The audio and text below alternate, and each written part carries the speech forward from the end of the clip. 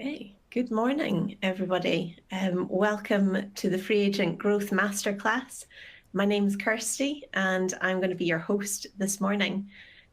We are going to dive straight in and have a look at our agenda for this morning as folks are still joining the call. This morning, a little bit of housekeeping I'll go through in a moment, just about polls and CPD points and recordings and so on. We'll set the scene for our topic this morning, which is, I'm not going to give away anything until we get into that bit in a moment. We've got a live panel discussion, and I'm delighted that I have Ashlee and Hannah here with me. So we'll introduce them formally in a few minutes' time. And at the end, once we've had our conversation, there'll be a chance for you to ask questions. And Jem will be joining us at that point to help us look at some of the questions you've submitted this morning. And then at the end, if you're still with us through to the end of the hour, we will be doing a demo. So Jem will be taking you through the product. That's a really good way for anyone who isn't familiar with FreeAgent and would like to see a bit of what's in there, what does the product look like. Jem will be going through that and showing you some of the things that might be helpful to tie into this morning's topic. So, housekeeping, there will be a recording. It's always the #1 question that gets asked whenever we do a webinar. So yes, there will be a recording, and because you're here, because you have registered, we will send that out to you in the coming days. I mentioned before, there's a Q&A. This is a new platform that we're using for this morning's webinar, and the Q&A is over on your right-hand side. You should be able to see it there. You can type in your question. Would ask that you use the Q&A box for any actual questions and not the chat. Please feel free to use the chat, talk to each other, say hello, let us know where you're dialing in from. But the Q&A, if we put it into the box for that, it just enables us to keep an eye on questions that that folks are really keen to have answered this morning. We ask that you be polite and respectful to one another. There's lots of different perspectives on how we do our jobs, how we tackle some of these topics, and we just ask that you be polite in the chat with one another. And there will be some polls. We'd love to ask polls to engage you in the conversation as well. And so we'd love you to take part in those. They are anonymized polls in there in terms of the other attendees who are come along to the call. But please do take part. There's some that we'll show the results of on screen, and others which we will just gather the details in the background. So just moving on to here, CPD points. You will get 1 CPD point for being here this morning. So thank you for joining us, and we hope that you find it useful. A certificate will be sent out to you following the call. So look out for an email in your inbox for that. So now we've gone through all of the background, whistled through that one.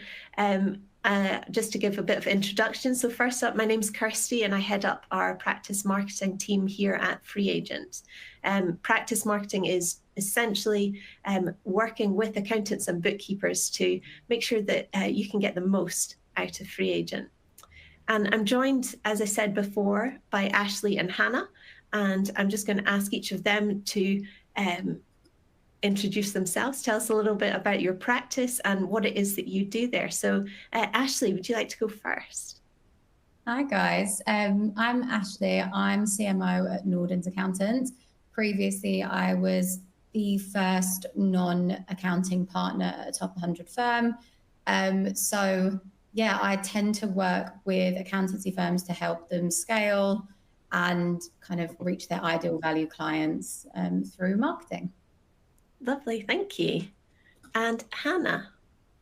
Hi everyone, I am Hannah and I am the owner at TaxAssist Accountants in Edinburgh. TaxAssist is a franchise network. We support small businesses across the UK. There's over 200 locations in the UK supporting 80,000 small business clients. Brilliant. Thank you both so much. It's great to have you here.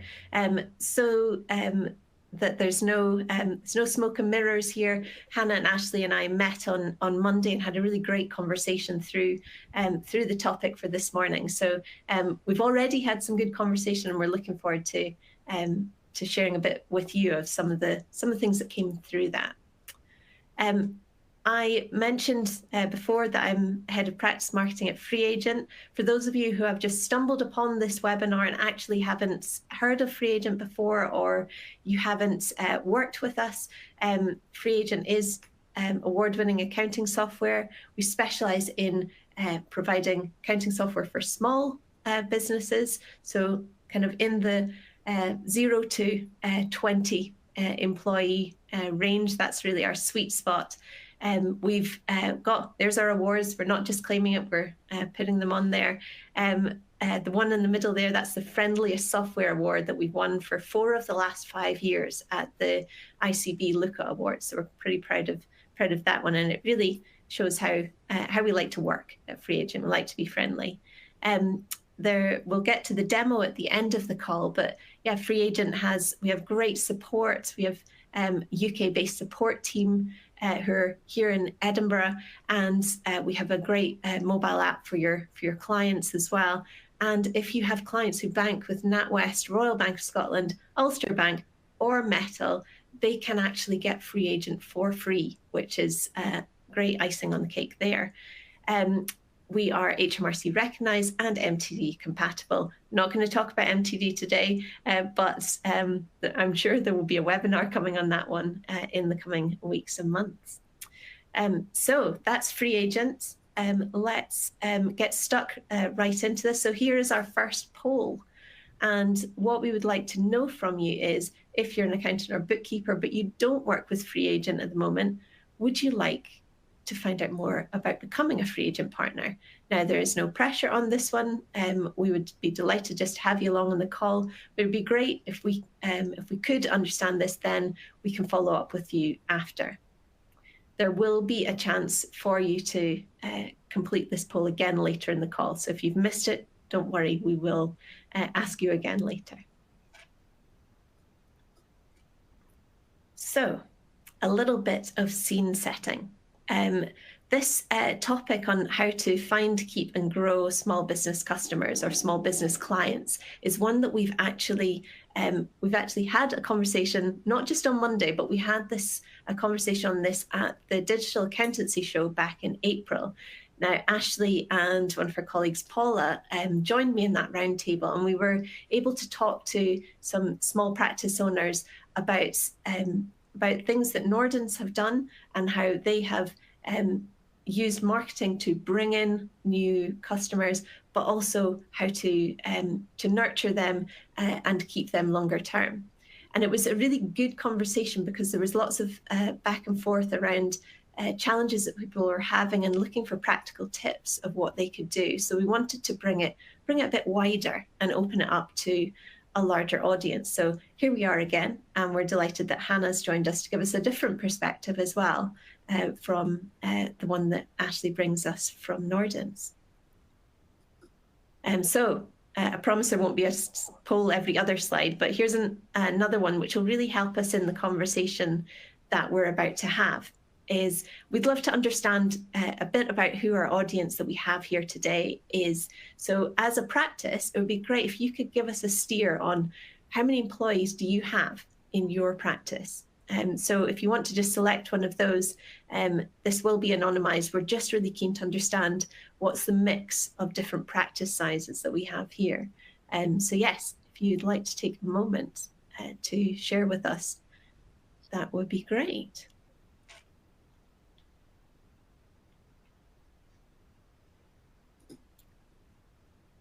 Okay, so interesting. We've got about half of the call here today where there is one employee. It's just me. That's really helpful. Thank you, folks, for that. And then we've got about almost a third of 2 to 5 employees, and then 11.5% of 6 to 15. So we've got most of our call are folks who are in the kind of under 15 employees, and that is really helpful for us to understand. So thank you, folks, for completing that one. we're going to dive in then to think about find, keep, and grow. We've split it into these 3 parts because of the fact that we think that there are 3 different areas that we can make it a bit more tangible. So find, and we'll go into these in order. Find is about how do you identify who your the clients it is that you want to go after, and how do you get them to either how do you find them, or how do you get them to find you? So how do you make that initial connection with them?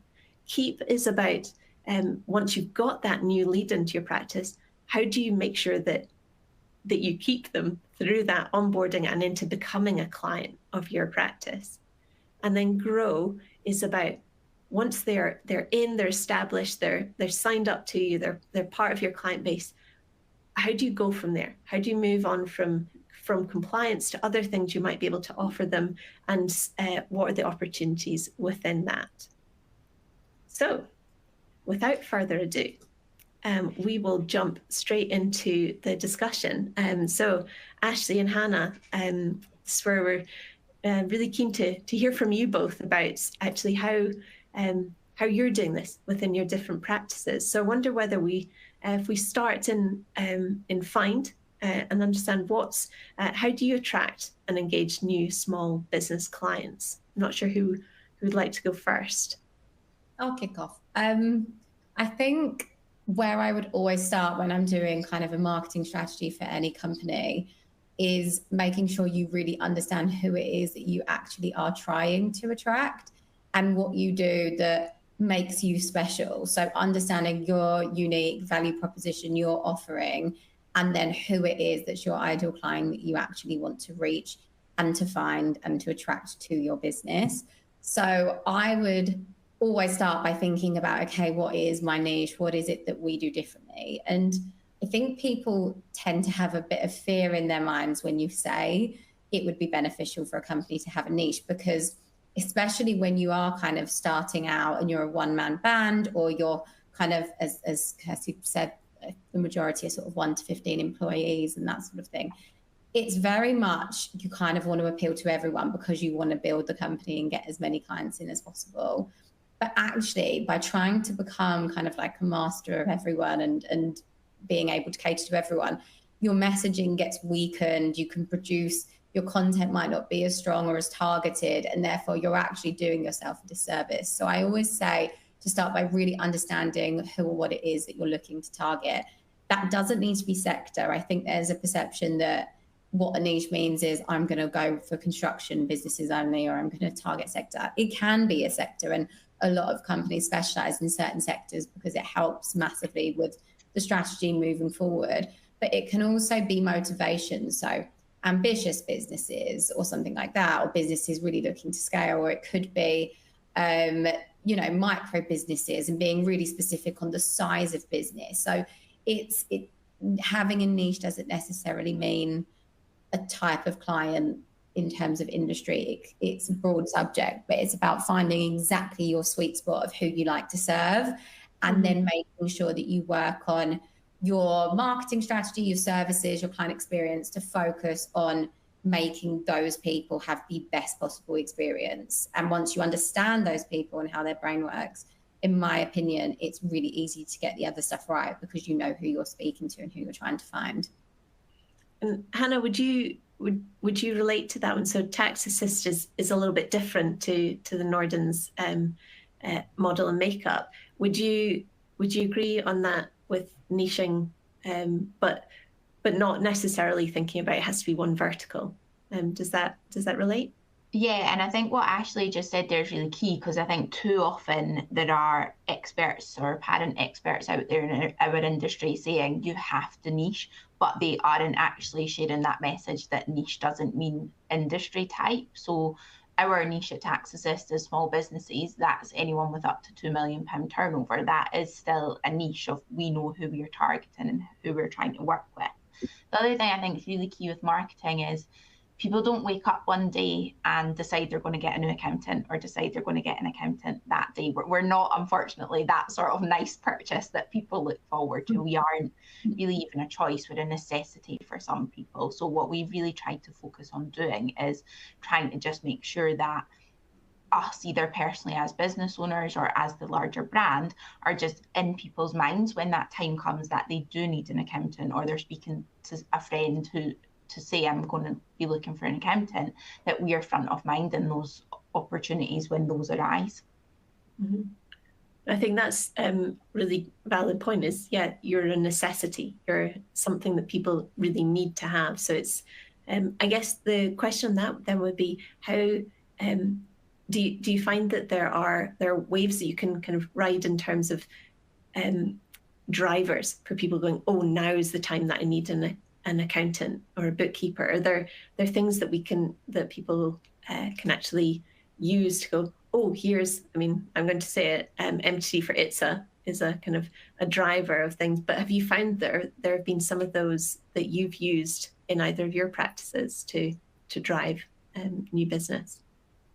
Yeah, and I think, you know, we have the benefit of the compliance piece of our work is deadline driven. So if you've got capacity, then you can do very seasonal advertising, you know, whether that's don't miss the deadline advertising starting sort of October, November. October actually being the old paper deadline still sticks in a lot of people's heads. So that is the time to start that don't miss the deadline message. And then similarly, February and March, typically a quiet time for a lot of accountants. You can do campaigns around people who have missed the deadline. And campaign doesn't need to be some massive big budget campaign to just get the message out there to the people you're looking to work with. Yeah. How would you see those deadlines in those kind of seasonal periods as well for Nordens, Ashlee? Because I know that we talked before a little bit about actually relying more on the inbound side of things. Yeah, I think for us, obviously, we will always put content out with regards to deadline reminders and that sort of thing. But of course, the majority of firms that are active online are doing that. So I don't find that kind of helps us to stand out in terms of a brand awareness perspective. But I think from our side, especially when we were sort of starting to trying to grow the businesses, so when I joined my previous company, for example, it was only about 6% of new business came from marketing, and we increased that to 35% within the year.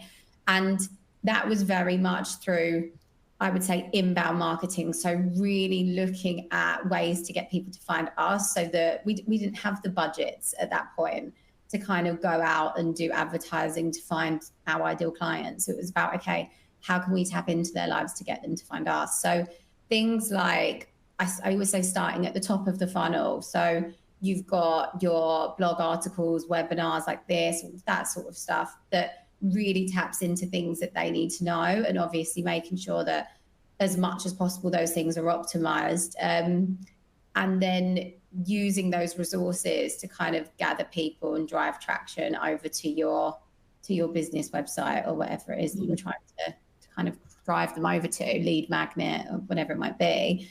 And then the other side of it is really working on your bottom of the funnel content. So for the handful of clients that you do have or whatever, really working on building out case studies and testimonials. And that really, and Google reviews are amazing for SEO. So the more reviews you can get on Google, the better for driving traffic over to your website. So really also working on the evidence to back up why your service is so incredible.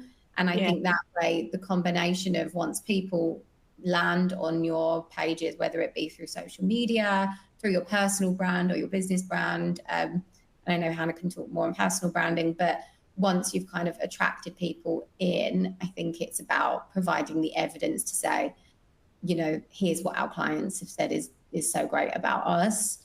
And that really helps those leads to be warmer by the time they actually engage. But again, as Hannah said earlier, it's not an instant thing. It's a very slow decision to decide to change accountant. They might be, you know, dealing with a problem and it doesn't seem that big at the time, but when they notice it's happening twice, 3 times, 4 times, the decision starts getting stronger. But that's over the course of months. Or it could be that, you know, it's a family business and the mother or father had a relationship with the accountant for however many decades, and it's only when they start to exit the business that the next person's looking at finding someone that works more for their personality. So yeah, I would definitely say working on content that you feel like is going to get people over to you would be a starter, and then having evidence to back up what you say about yourself. And Hannah, Ashlee touched there a little bit on the kind of power of personal brand, and you've done this really well in terms of building up your profile as well as kind of alongside TaxAssist. Has that benefited you in terms of being able to find new customers? Is that where it's come from? It has, but that was sort of an accidental sort of side effect of it. I'll always be honest, I didn't start posting content on LinkedIn or creating the video content that I do with the view of this will win me clients. I got on that platform because really I felt there was a conversation happening with some like-minded business owners, and I wanted to be involved in that. And then it really grew arms and legs from there. It has got me new business. Some of our largest clients have now come from LinkedIn. And as we were chatting about on Monday, they're a lot of more of a warmer lead when they come to you there, especially if you are sharing your own, I don't want to say authentic, but your own honest content, let's say, online, and being yourself. So that I think if you're going to be online, you need to be the same person that people would meet in person. That is really, really key. So it has to be you posting that content. I believe in you engaging with other people. And then those clients will want to work with you. So it's a really nice, it's one of my favorite probably types of new business to get, because someone is approaching you saying, yeah, I want to work with you. I'm interested in working with you as a person. I think in a post-COVID world, we all seem to care a lot more about the people that we're doing business with, and that really aligns well with me and my values and business values. So that's what's been really nice out of getting the personal brand sort of awareness being risen. Yeah, right. Really like that. So are there, just as we wrap up this first bit, are there any kind of practical things you would give the folks who've dialed in, ideas of what they can go away, or kind of first steps that they might take? I would say the phrase marketing strategy can be quite scary for business owners. I know, Kirsty, you always say that. I would say that the first thing you guys need to do is to produce a marketing strategy that's in line with your bigger picture business goals. So if your goal is to scale the business, or, you know, to improve your client retention, or whatever it might be, your marketing strategy needs to be designed around that. I think there's this stigma that marketing is just lead generation tactics, and it's very much end-to-end user experience and client experience. So it's pretty much what this session is today, which is it's about that brand awareness and how we get people to find us and how we find them. But then it's also the client experience, the retention strategies, and then obviously the growth strategies. So yeah, very much this session. But it's, I think, getting your marketing strategy in place is key. There are loads of great templates out there, free resources, if you feel like you need a bit of a guide on where to start. And then from a tactics perspective, depending on budget, I would always say just have a Google of what inbound marketing means, and top of the funnel versus bottom of the funnel. And I would say I would tend to start from that. And if you've got a website, SEO is and will be and will continue to be incredibly important, and is one of the biggest drivers to getting traffic to your website without needing to pay for paid Google ads and stuff like that. So yeah, and then my only other kind of big tip would be, before you start spending money on things like, and I'm sure you give this advice to clients if you do advisory services, but I see a lot of businesses in all sectors spending a lot of money on Google advertising or this or that, and their website isn't ready for it. So they are paying to drive traffic to somewhere that isn't ready to convert. So I would say make sure that your foundations are really strong and your messaging is really ready to drive people through a journey before you do anything to actually gather that traffic over. Otherwise, you're going to spend a lot of money on things that potentially driving a lot of traffic that won't actually convert or amount to anything, and it will put you off in the future. Yeah. That's a really, really good point. You don't want to bring people in and then them actually turn away before you've even started. Hannah, is there anything from your experience that you would suggest as you've built up, because you've now got 4 different shops within your TaxAssist franchises? What would be the practical tips that, as a non-marketer on the call, that you would kind of say to your fellow accountants? Yeah, I think it's about establishing yourself in that community that you want to work with. And that might be an online space, that might be that you want to work with Instagram businesses. So it's getting yourself on there and that being your social media platform of choice. That community might be a local community. So with us, a big part of the business is the shop front model. So we have them partnered with local football clubs, golf clubs, local charities to really try and be part of that local community and be well known within the community. So that's how that side of it's worked geographically, but there are so many different ways. So again, it's thinking about going back to that niche. Who are your ideal clients? Where are they hanging about, whether that's physically or online, and building up your own identity and having a profile raised within that community. So that could be, for us, we've done business directories locally, we've done the sponsorship, as I've mentioned, and getting out and about and doing networking in the local community as well has been really useful. Great. I think those are some brilliant things for people to take away on that. So thank you both. Right, let's move on to the next part. Oh, we have another poll, just to make sure everyone's still awake and still engaged with us here. I've got another poll just to understand a little bit about, we've talked through what Hannah and Ashlee have done in terms of their, some things that they've done within the practices they work. But it would be great to understand, what are some of the ways that you've found success? So folks on the call. So yes, we'll just give that a moment for some people to submit some answers on this one. But we've got a whole range of things in here from, we've talked about being found on Google, whether that's paid or whether that's through making sure your website can be found, whether you use events, do you use word of mouth, and are there directories or other local tactics that you use? So let's have a little look. Interesting that far and away in here we have that word of mouth is the largest route that people have. I think that's quite an interesting one, because Hannah, I know that you mentioned that before, was that referrals is a really big driver of new business for you at TaxAssist. So it's interesting, seems like the audience are agreeing with you there this morning. Yeah, I would say we get about a third of our new business from word of mouth and referrals. Some months it goes up and spikes, but yeah, that's very interesting. Mm-hmm. Yeah, great. Well, thank you, folks. We are going to move on to the second part of this, which is on keep. So thinking about, you've got these new leads coming in, and so there's potential new business sitting there on the table, but how do you make sure that you get them to cross the line and actually then build them into a strong, loyal client? Think that on this one, go back to Ashlee, we talked about the idea of removing friction from the onboarding experience. Could you elaborate on that a little to explain for folks what that might look like?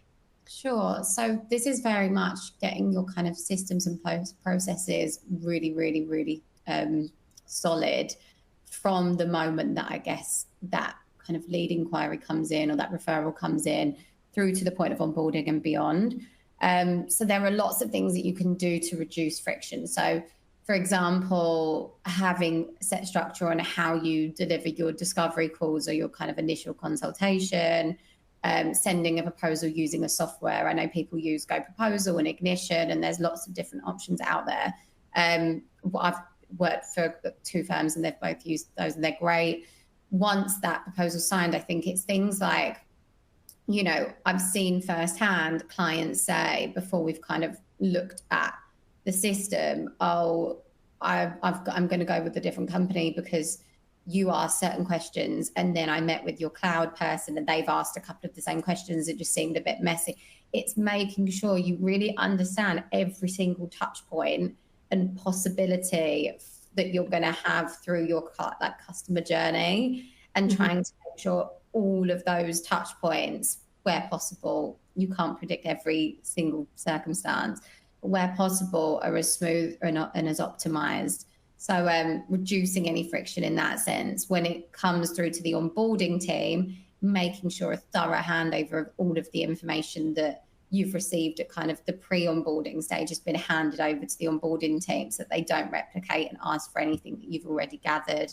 And then obviously once they're on board, sometimes there's no work to be done for a certain amount of time. So it's looking at, okay, I don't want them to think we've said to them, we're going to be more proactive than your current firm, we're going to do this, and then you just go silent on them. So it's looking at when could there be other touch points in that journey if there's no work happening and no one that they're speaking to, and just looking at that full journey really. I think that process starts from the beginning with a really positive outlook. And just little things, when they sign on and they become a client, can you post them anything? Is there a welcome pack that you can send them, an introduction to the team video, whatever it might be, that just keeps that journey feeling really positive and sets you apart from firms that aren't doing that. Yeah, that's great. Thank you. Hannah, you mentioned the other day that you've kind of been on a bit of a journey with how you've done this onboarding with between consultations and intro calls and so on. It would be great if you could share a bit of that experience for people, the folks on the call who are. I've noticed in the chat there's a few people who are just starting out and trying to work out how do they find these clients, and actually then how do they onboard. So it'd be great if you could share a little flavour of that. Yeah, so historically what we've always done is issue or offer an initial consultation meeting. So no charge, effectively a discovery meeting. We would have always had those in our office face to face. That's always the way. That's partly because that's the TaxAssist model. But a few years ago, we had a January where we were absolutely inundated with inquiries, and we had the capacity to be able to deal with those from a team and production point of view. But in order for me to have the capacity to actually deal with those, or myself and the rest of the team who dealt with inquiries, we actually changed up. So we said, look, we'll just offer you an initial discovery call. We'll find out about your circumstances and we'll give you a quote. And the thinking being for bigger businesses, that call might lead to a meeting. You know, we wouldn't necessarily sign up on the call, but actually surprisingly we started signing up a lot of people on those calls, and it seems great. So we thought, we don't want people to feel too rushed as well. So after that January was over, we changed the discovery call from a phone call to a Teams call. Then we were still having a problem with a lot of no-shows and a lot of people struggling with the technology, and that's because we are a local business, so we don't necessarily work with really tech-savvy business owners. We've got a good chunk of our clients who are that way, but not all of them are. So I think we were actually putting off some people from making them be technological with us. So we went back to phone calls, and we've done that for a full year. And then I actually sat very recently and analysed the data of what that was doing, because I felt great in terms of we've got extra capacity. We don't have those time wasters, those people that think it's going to be £100 for a tax return when it's several £100s, more than that in some cases.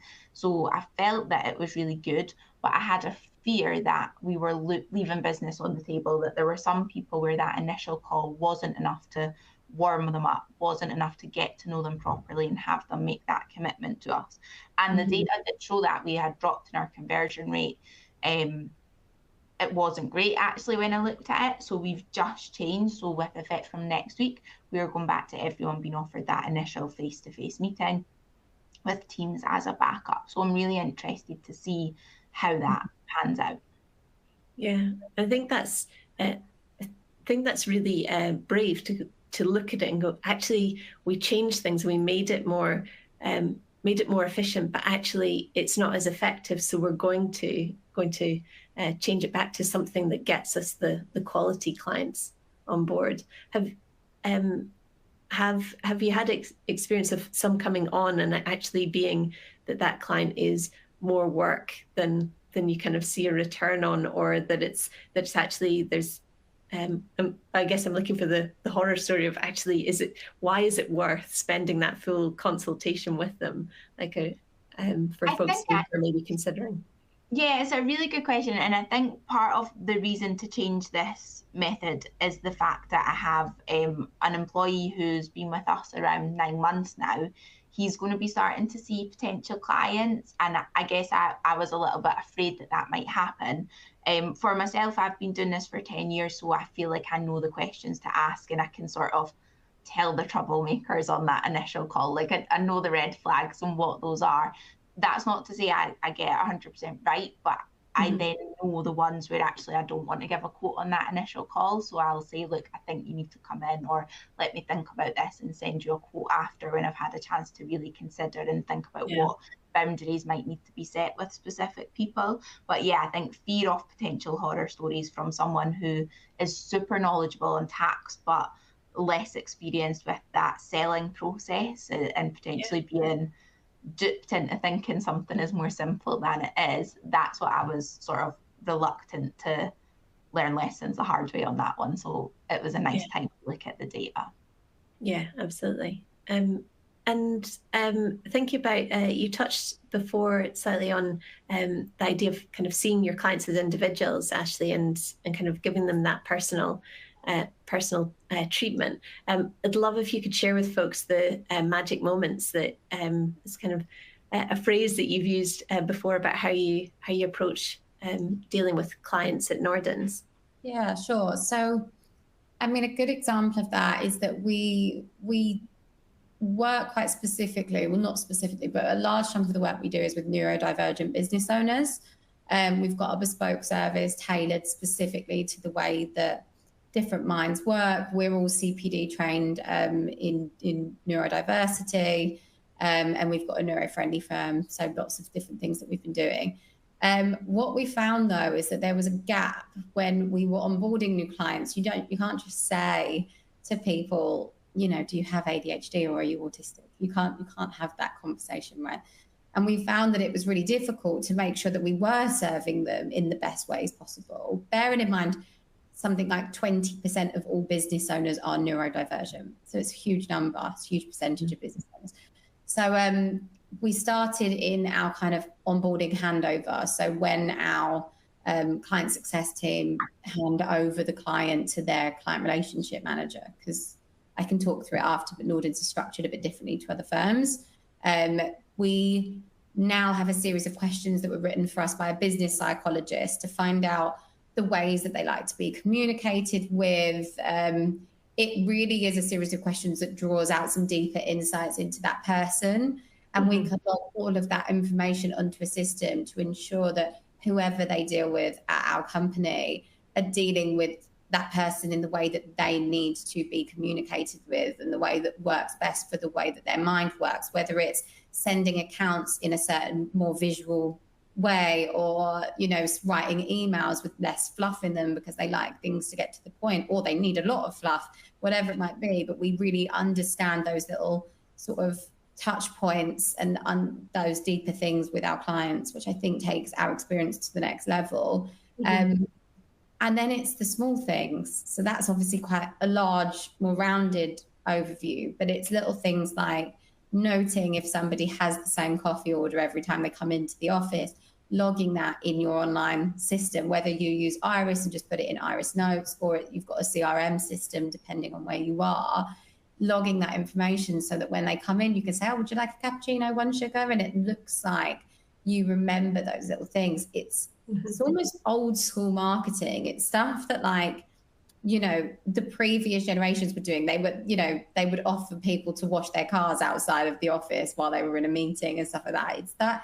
It's that bit behind, if anything, but it's got so lost in the way of everything that kind of client experience and marketing is these days, where it's literature and it's sales messaging and we're all bashed around the head with stuff, that actually sometimes stripping it back and realizing that just knowing what people's nicknames are or how they want to be spoken to or what their order is, they are the magic moments that are going to stop somebody from jumping ship, because they feel like they've got a really authentic connection with you and that you really know them on a personal level. And it also opens doors to then the bigger picture services that we all want to kind of deliver next. So you've got those conversations that can then open doors to your advisory services and that kind of thing. So yeah, I would say it does a lot more than what you think it does when you just offer them a coffee.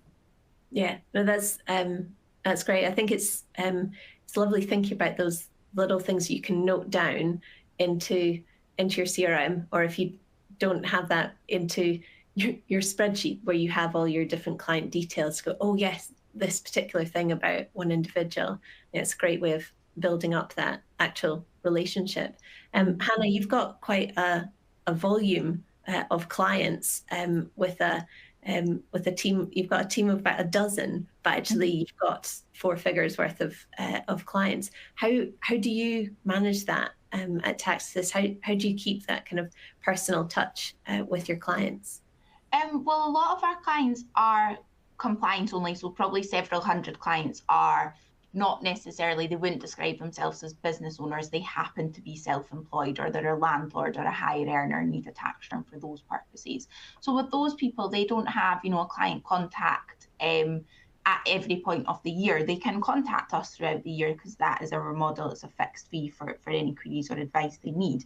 However, it's more likely to just be a case that whoever takes their query will deal with it or will pass on to someone who can. When their tax return comes in, it will be assigned to a member of the team who will then contact the client to introduce themselves, or if they already have dealt with them last year, reintroduce and remind them that that's who's going to be working on the return. For our clients who are then VAT registered and payroll registered, they have a lot more touch points with us. So again, we've done things a little bit differently. We don't have our team with one sort of client contact or client manager. We want the clients to speak to the best person to look after them for that service. So if they have a payroll question, that's a payroll manager. If it's a VAT question, that's going to be their contact who looks after their VAT. If it's a strategic decision, it's going to be me. So we will try and give clients that consistency, but they also, we have to teach them that this is who we are and what we can each help you with, and almost educate our clients on that. However, clients should be able to phone any of our 4 offices and get the help that they need. They should be able to email any of us and get that help they need. And I think ultimately it's about clients feeling like you care about them. So it would be really easy for us to have over 1,100 clients and for our clients to then feel like they're just a number and transactional. But because we've got a volume of clients where some of them are actually only needing us once or twice a year, and then others are needing our help every month and every quarter, we can still dedicate enough time to look after those clients and ultimately make them know how much we care about them and how much we know and are familiar with their businesses. And a lot of that's often, like Ashlee saying, keeping notes, keeping things on file, whether it's something that's happening within their business, or even following your clients on social media. It might sound really obvious, but it's going to show that you care. And I've had to teach my team this because I've seen things where my team have prepared a VAT return and maybe not being sure how to categorize certain transactions. And then when I come to review or help with their questions, I'm like, oh no, I know that client put on an event, so those will be expenses associated with this new course they're doing or this event. So really just learning your clients, whether that's their preferences or their business. Love that. Learn your clients. I'm writing down some notes. Great. That's sounds brilliant. So we've touched then on keeping your clients, and then the third part is then on to thinking about growing. So how you mentioned there, Hannah, about the clients that you have who just come to you for their tax return once a year, and it might be that is what is suitable for those clients, and I think that's worth calling out. But how do you look at making sure that if they have a need that goes beyond what you're doing at the moment, how do you ensure that they come to you for that? And I wonder, Hannah, you mentioned this one the other day about that's actually a job you need to do, is that they don't assume that because someone comes to you for their tax return, that if they need more, that they'll not go and say, oh, I need a different accountant. How have you tackled that one yourself?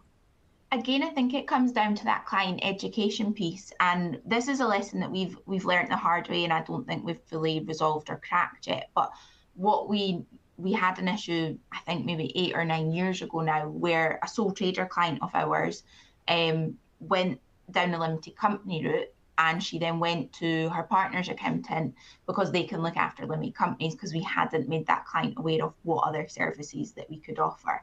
And that is aligned with us. We want to make life simple for our clients. That's one of our taglines as a business, making life simple.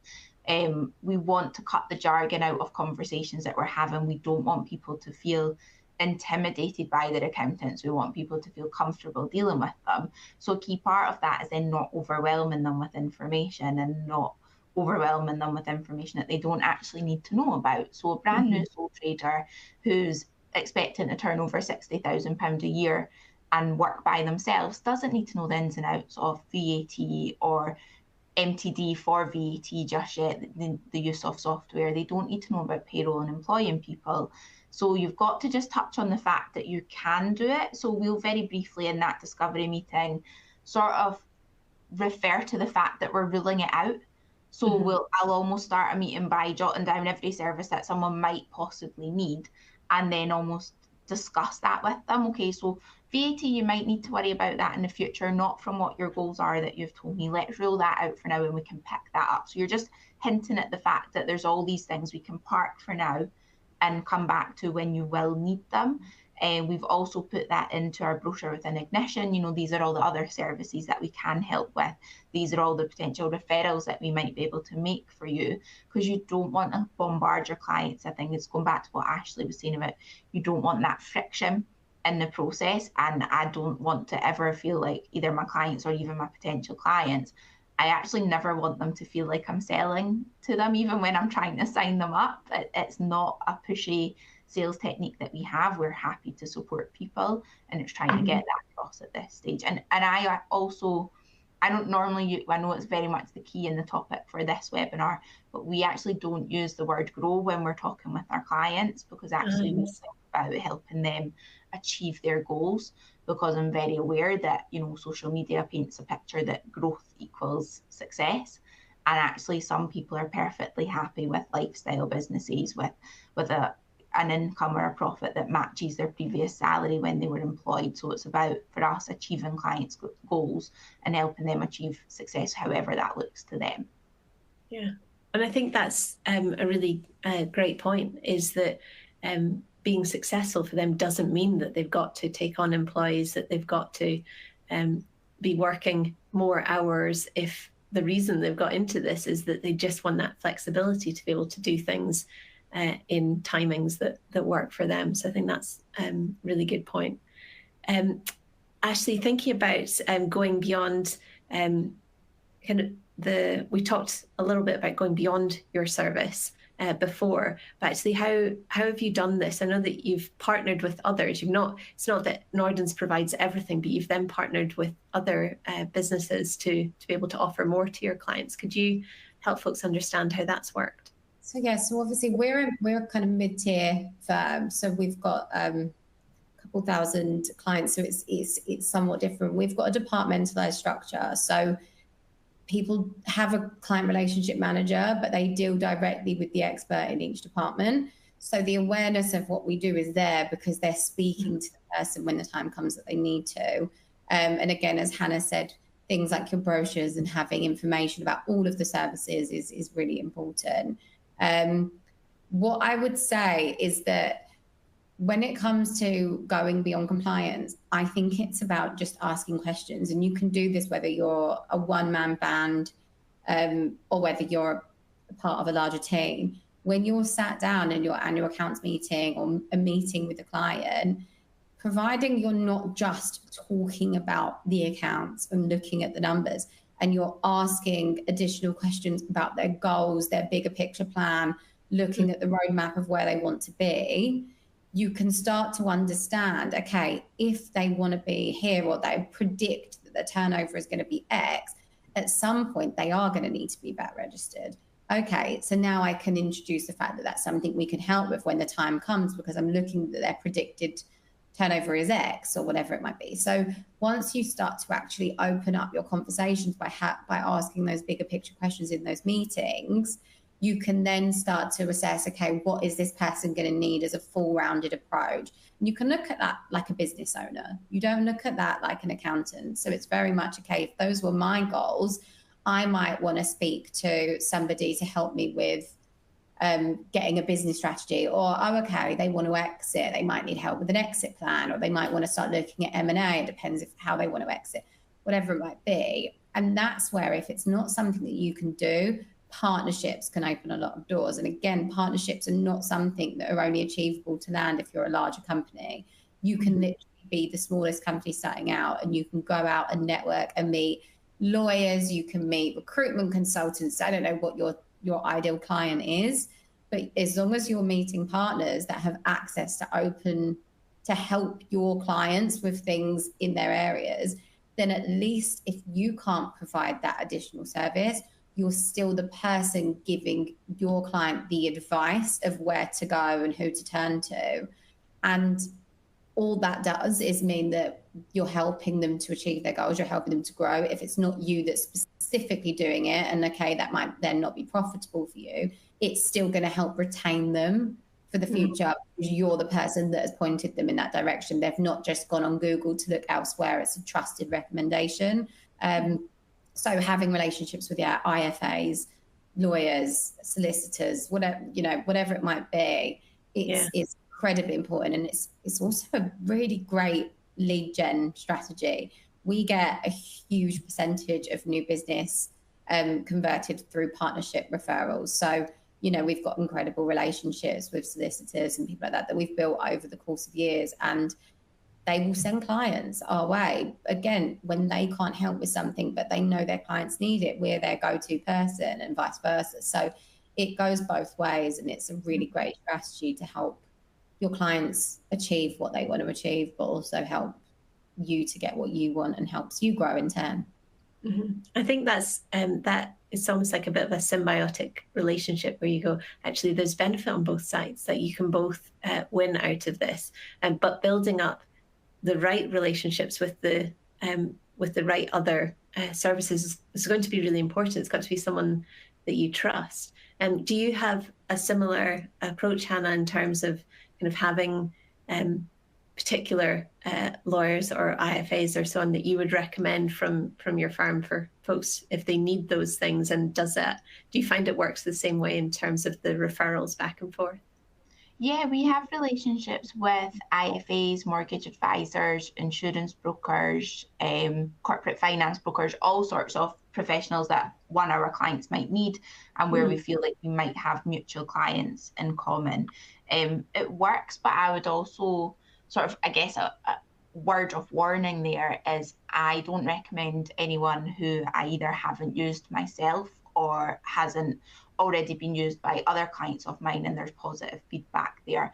And that's just because I remember many years ago, about 5 years ago, we moved house, and I used the lawyer that my mortgage broker recommended to me, and I actually had a terrible experience. And we were due to, after that first introduction, we were due to have a meeting about me recommending my clients to that solicitor's firm.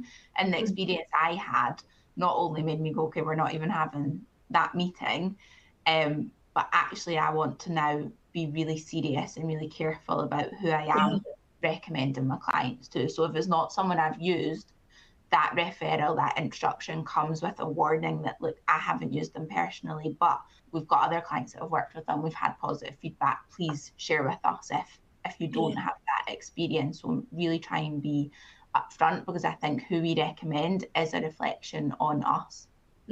Absolutely, and that's a really good point. You've got to be careful who you recommend, and I think that ties in really well with this building up. I'm going to use that word authentic again, an authentic relationship with those clients, and make it feel like actually you're invested in them and their success as well. Just rounding off, because I'm very conscious the time has just been flying, rounding up this last section, just as we're doing that, if anyone has any questions you want to drop into the Q&A box, then we can take a look at those afterwards. But for now, in terms of, we've talked there about referrals with other other professionals, so other services.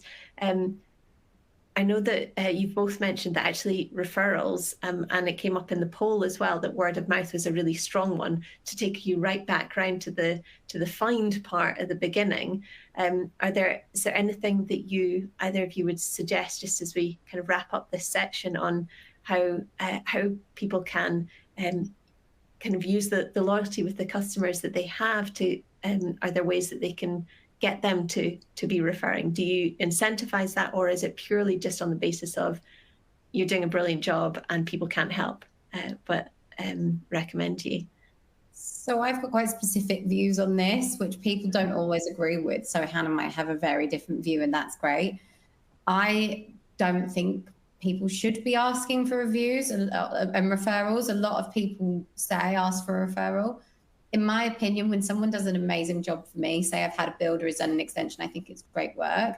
The moment anybody I know in this world talks about the fact that they're looking for someone, I want to be the person to give mine. People love it.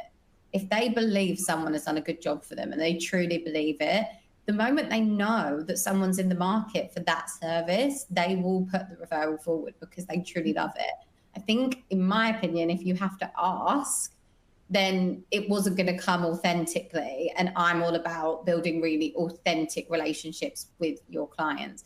Of course, asking for reviews and stuff like that, I think, is very different. I think you can have email signatures with leave us a review. Again, a really cheap way to generate great SEO to your website. Quick click to your Google review form on your emails and they can send the review straight away.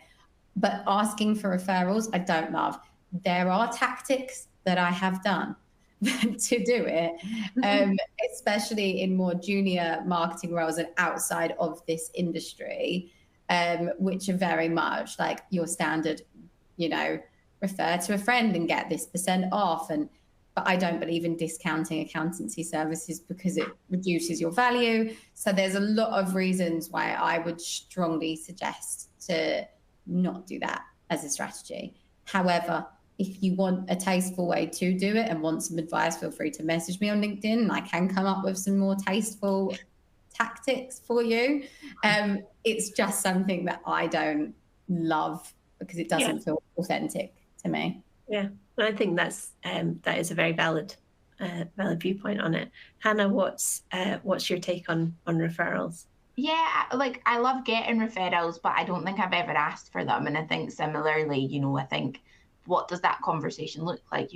People would say, I know we've had prompts given to us before where it says, ask your clients, do you know anyone else who might benefit from our services? And I would want to be like, well, if you do know them, why haven't you told them about us already? We shouldn't have to ask. If we're doing a good enough job, our clients will be busting to tell other people that that's who they should use. And that might not even be their friends. Quite often I see that now. That's more of a social media thing. That's a local community Facebook posts, looking for accountant in this area. And then your other clients and people who sometimes just know you from the local community will chip in and refer you at that point. And it's nicer, I think, than when you've asked for it. That being said, we have incentivize would be the wrong word, because we were getting referrals already and we thought we wanted to thank the clients who were referring us. So we had a scheme where we would give £50 for a referral, and that could be in the form of an Amazon voucher, but then we really wanted to change it and actually offer them a small business voucher as well for a local business of their choice. And then we also had the option of a £50 charity donation. So we tried to expand it out. We pulled it because it didn't feel like it was right. It wasn't about incentivizing people, and we didn't really feel that it was the right image to be having, and it hasn't hurt our referrals at all. So this week on Monday, I spoke with a potential client, and he, I think, is the 6th person from the same employer who has come to us for help in the last month or so. So we helped this one guy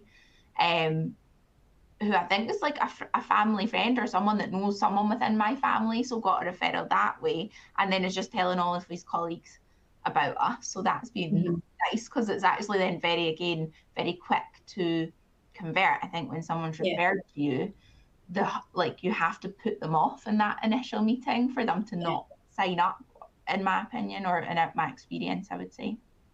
Yeah, and I think I would agree with both of you in terms of that. It needs to feel like it's authentic. You don't want people to be sending folks through because of the fact that there's an incentive in there. Doesn't mean that it can't work, but the best referrals are the ones. I know from living in a house that's constantly being renovated, I know people are always coming to me asking for builders, plumbers, electricians, and I will only recommend the ones who are good, because of the fact that I don't want somebody else to experience any bad ones that we've had. So works the same here. It's just different type of service. That is us finished up on that part of the call, and I've seen that we've hit the hour, and I know that some folks will have to drop off.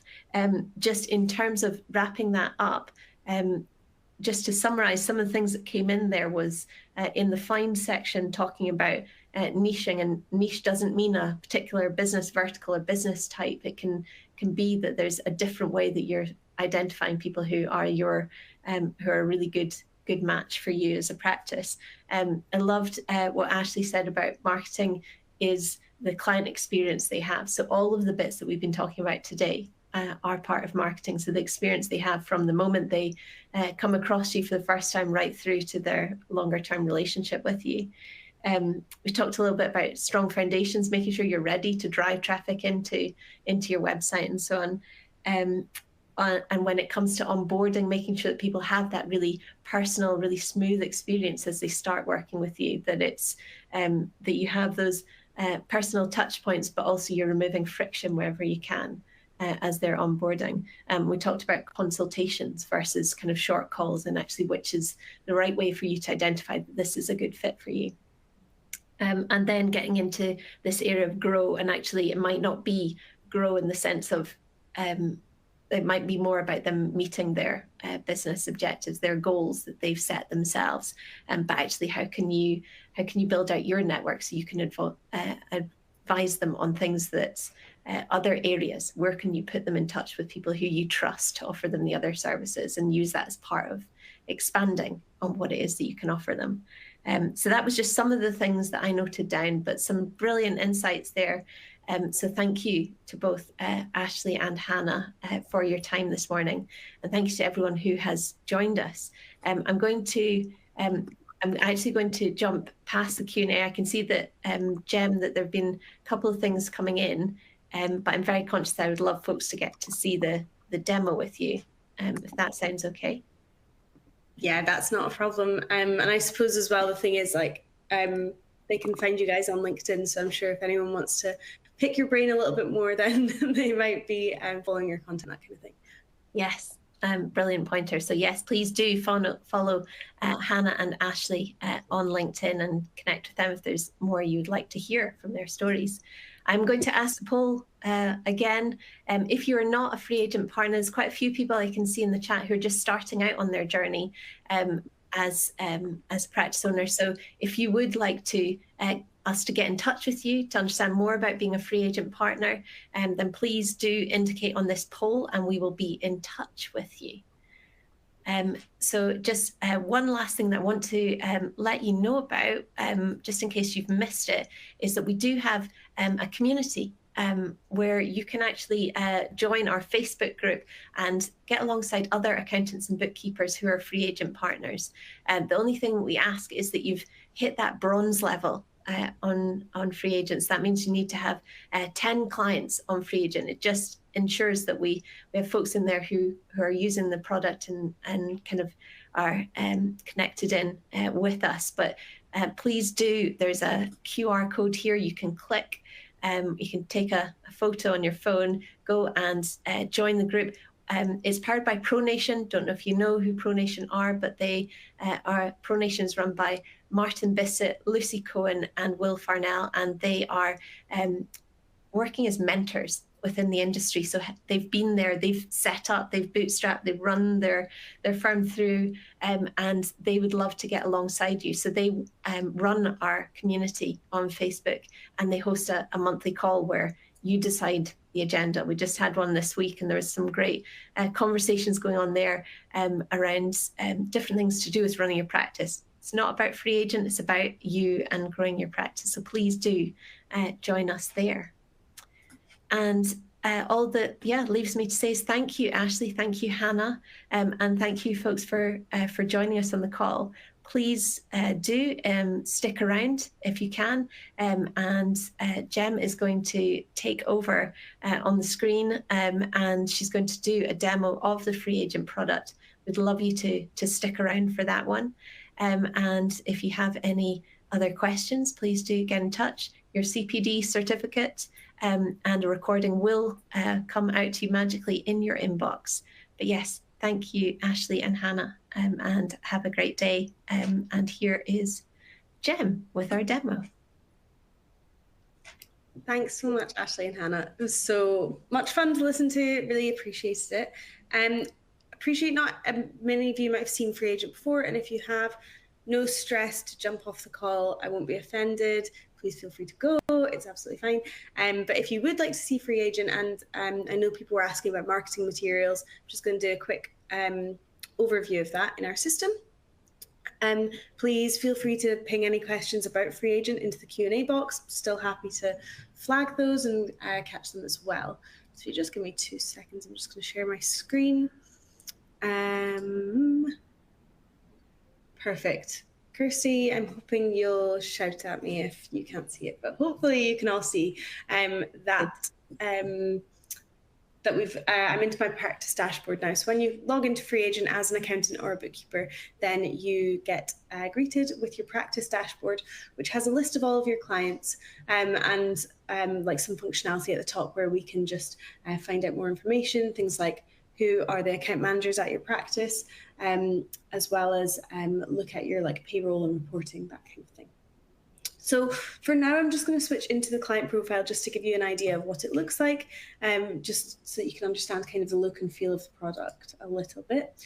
So just hit that switch to button, and we're hit with the overview page. So I personally really like the overview page just because it just does give you a really nice snapshot of where your finances are right now as a client. And obviously what we really would love for our clients to have is more financial autonomy. So the desktop app is very similar to our mobile app as well, which is great. Just means that when you've got clients who are on the go, just encouraging them to look at that overview page and just get an understanding of where their cash flow is at.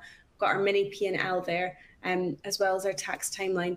Just getting them into the habit of that more and more often really allows you as the accountant or bookkeeper to give them a bit more insight into their business.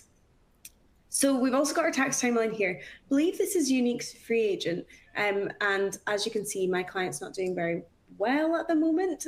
His cash flow is a little bit all over the place. But what this does is it just highlights any important tax dates for your client and allows them to see kind of what their tax liabilities are and what important dates they've got coming up. So I'm just going to give you a quick overview. Like I say, we have all the usual suspects here. We've got all of our invoicing, time tracking, projects and estimates, that kind of thing. You can add your contacts, as well as in My Money, you've got features like payroll, salary, dividends. Now, we also do have what we call our smart capture, which is where you can scan receipts on your mobile and it'll pull out the information and automatically convert it to transaction or an expense, which is really great. I'm not going to show that today, but if you would like to have more kind of an insight into it, then I'll be running a poll at the end, and if you would like us to get in touch, then we absolutely can do. We also have functionality for you to be able to submit your VAT returns and self-assessments directly through FreeAgent. Now, there's no additional cost to that feature. Our only kind of paid add-on would be for any of our integration products, but also for that smart capture. Other than that, it's an all-inclusive product, which is really lovely. And of course, if you're banking with NatWest, RBS, or Ulster, then you get the product completely for free, which is great, especially with a lot of softwares have kind of rising prices at the moment. So if you're looking for a cost-effective option, or maybe you've got a client who's just starting out and doesn't have loads of money to spend on software, then FreeAgent's a really good place to start. We do also have reporting. We support double entry bookkeeping, and we've got all of our other reporting bits under the accounting tab. But for today, I'm just going to go into our bank accounts and just give you a bit of a flavour of how FreeAgent works. So the banking section really is kind of the heartbeat of FreeAgent. It's where we expect most clients to kind of live, if that makes sense. So if we go into here, we can see all of our transactions. Now, we use a traffic light system for transactions. So we've got green are explained, red is unexplained, and purple are those manually added ones. You can see that I have got a bunch of manually added transactions here. Obviously, if we want to see any of the unexplained, we can switch tabs, view all transactions, and then it shows some of our green ones as well. We have guess functionality, which is what we call our AI tool that correctly predicts basically where your transactions are going to be categorized. And it also looks at what other people do in the software. So, for example, we've got something like Hilton Hotel. Now it's come in, and because I usually categorize it as accommodation and meals, it's automatically done that for me. But it's also looking at what other people do. And if most people categorize Hilton Hotel as accommodation and meals, it's going to do the same thing.